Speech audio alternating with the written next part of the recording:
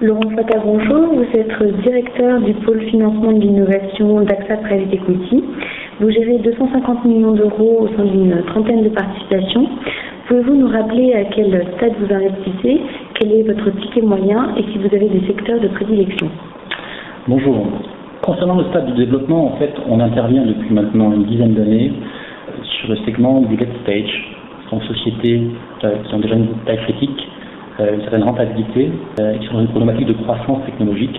Le ticket d'intervention est de l'ordre de 2 à 5 millions d'euros. Et les secteurs de prédilection sont l'IT software, le service, l'Internet et tout ce qui est clean-tech et énergie. Spécificité étant que l'on ne finance pas à ce jour de la biotechnologie. Nous sommes dans une phase de collecte des FCPI et FIP. Que proposez-vous cette année au sein de AXA Private Equity et quel est l'objectif de collecte? Nous avons fait le choix, en fait, historiquement, chez AXA Private Equity, de rester concentré sur le produit FCPI hier. Donc, nous ne commercialisons pas de FIP parce que ce sont aujourd'hui des produits qui sont assez généralistes au niveau sectoriel et qui sont sur des tickets d'investissement inférieurs à ce que nous faisons aujourd'hui.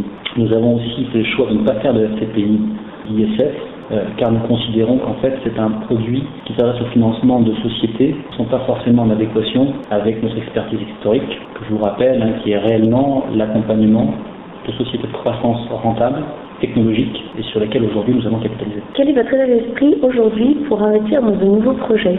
Écoutez, aujourd'hui on est particulièrement actif sur les nouvelles opportunités. C'est quand le marché est frileux que justement on essaie nous d'être très actifs. Le recul des 10 dernières années d'investissement aujourd'hui nous fait dire que les 2 prochaines années seront particulièrement exceptionnelles.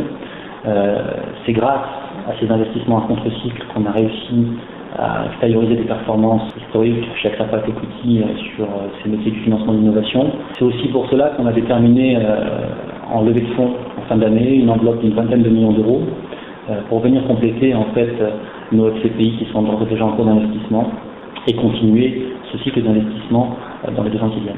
Dans un contexte économique plus tendu, comment voyez-vous votre rôle dans l'accompagnement des entreprises en portefeuille? Écoutez, j'aurais tendance à vous dire que notre rôle, on l'a déjà un peu vécu il y a quelques années, en 2002. On fait partie en private equity de ces gens qui ont déjà vécu un retournement assez récent. Je crois que quand c'est comme ça, des gens comme nous doivent être proches des entrepreneurs, les aider dans leur choix au niveau de tout ce qui est économie, dans les charges de la société, et surtout identifier des relais de croissance dans un contexte macroéconomique où la croissance interne va se ralentir, donc inévitablement la croissance externe. Identification de cibles, accompagnement, financement, négociation aux côtés du management sur des acquisitions. Donc c'est un contexte particulièrement favorable selon nous.